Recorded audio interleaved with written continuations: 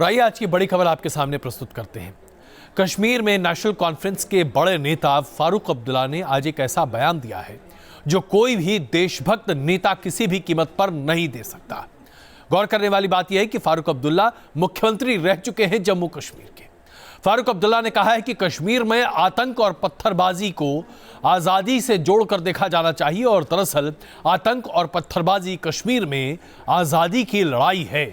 ये बोल पाकिस्तान के नहीं हैं, ये पूर्व मुख्यमंत्री फारूक अब्दुल्ला के बोल हैं जो आज आतंकवादियों और अलगाववादियों की जबान बोल रहे हैं। क्या ये फारूक अब्दुल्ला ऐसी बातें उस वक्त बोलते थे जब वो खुद मुख्यमंत्री थे? फारूक अब्दुल्ला के लिए आतंकी बच्चे हैं। फारूक अब्दुल्ला के लिए आतंक आजादी की जंग है।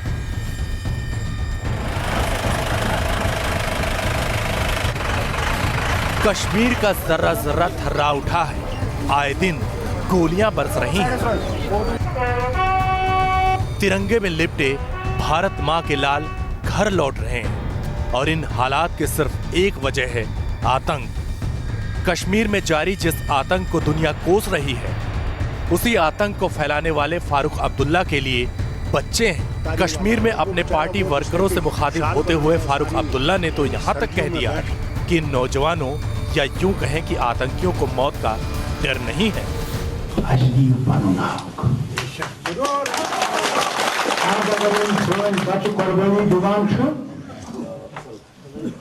तुमसे चाहे एमएलए बनूं या एमपी बनूं या मिनिस्टर बनूं,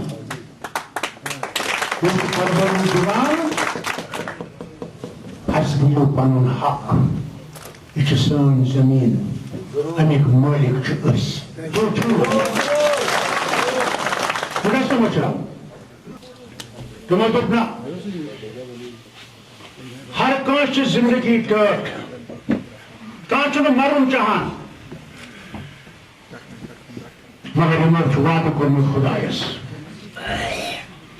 कि जिंदगी दिन वो चुकते लेन वो चुक मगर यह वतनस आजाद करने खातिर तमोस। इस साल कश्मीर में आतंक से लोहा लेते हुए तकरीबन 30 जवान शहीद हो चुके हैं, लेकिन फारूक अब्दुल्ला की जुबान से इन जवानों के लिए एक शब्द नहीं निकला। निकली तो सिर्फ वो बातें जो आतंक का खोखला महिमामंडन करती हैं।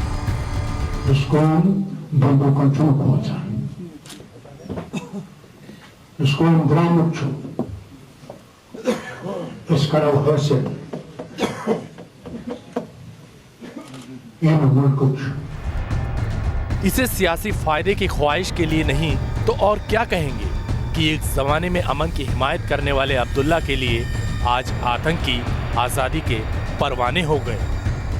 Idris loan, news nation, Srinagar. इसमें कोई शक नहीं है कि फारूक अब्दुल्ला का यह बयान प्रदर्शित करता है कि सियासत की जमीन पर अपने आप को खड़ा करने के लिए नेता कुछ भी कह सकते हैं और ऐसे नेताओं की जबान पर तो लगाम लगनी ही चाहिए। भारतीय जनता पार्टी इसे दुर्भाग्यपूर्ण बता रही है तो कांग्रेस इससे किनारा करती दिख रही है। सवाल यह उठता है कि नेता चाहे किसी भी राजनीतिक दल के क्यों ना हो, क्या उन्हें यह लाइसेंस दिया जाना चाहिए कि जब चाहे, जो चाहे, जैसा चाहे वैसा बोल सकते हैं? अगर कश्मीर में अलगाववादी और पत्थरबाजी करने वाले नौजवान आज़ादी की लड़ाई लड़ रहे हैं तो क्या हमारे सैनिक वहां पर दमन की लड़ाई लड़ रहे हैं? हमारे सैनिक वहां मौत के घाट उतारे जा रहे हैं, उन्हें शहीद किया जा रहा है।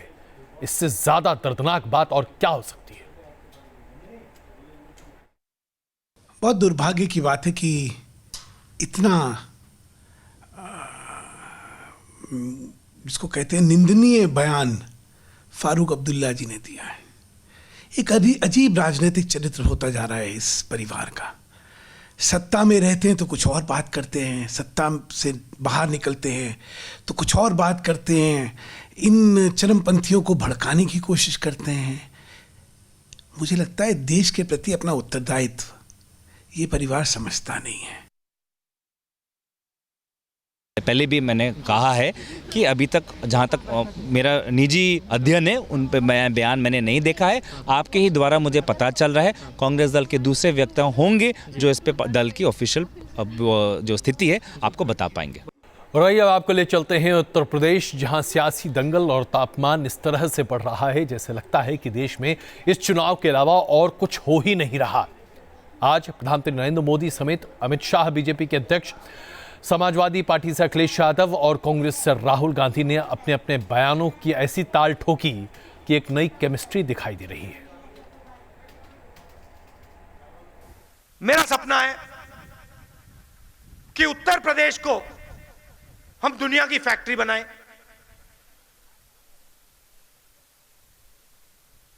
ऐसा दिन आए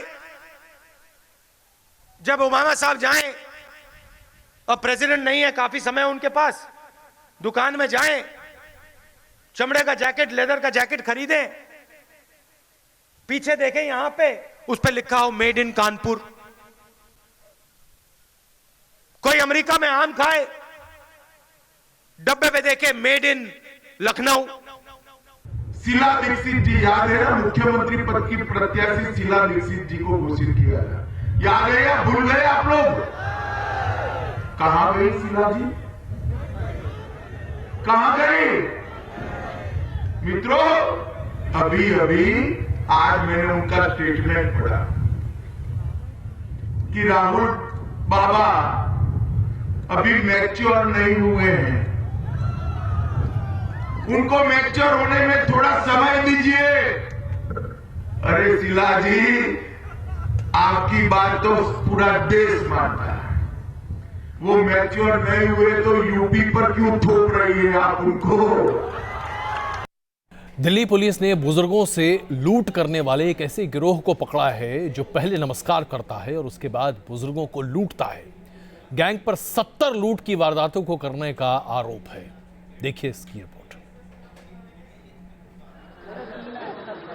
आखिरकार शिकंजे में आया बुजुर्गों का शिकार करने वाला गैंग। नमस्ते के बहाने करते रहे वो वारदात, फैलाते रहे दिल्ली में अपनी दहशत।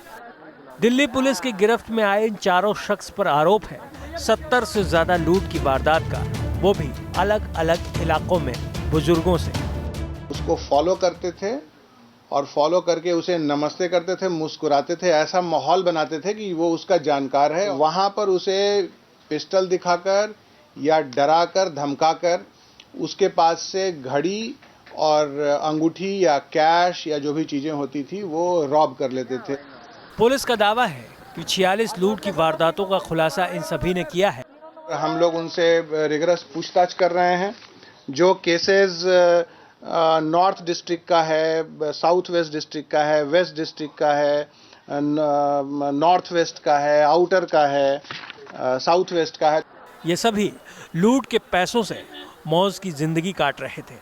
अगर सड़क चलते कोई अनजान शख्स आपको नमस्ते करता है तो सावधान हो जाइए, क्योंकि पुलिस के मुताबिक नमस्ते गैंग के कई ऐसे लुटेरे हैं जो अभी भी राजधानी दिल्ली और आसपास के इलाकों में सक्रिय हैं और इनकी तलाश में पुलिस जुटी है। वीडियो जर्नलिस्ट पवन तिवारी के साथ रुमान उल्लाह खान, न्यूज़ नेशन, दिल्ली।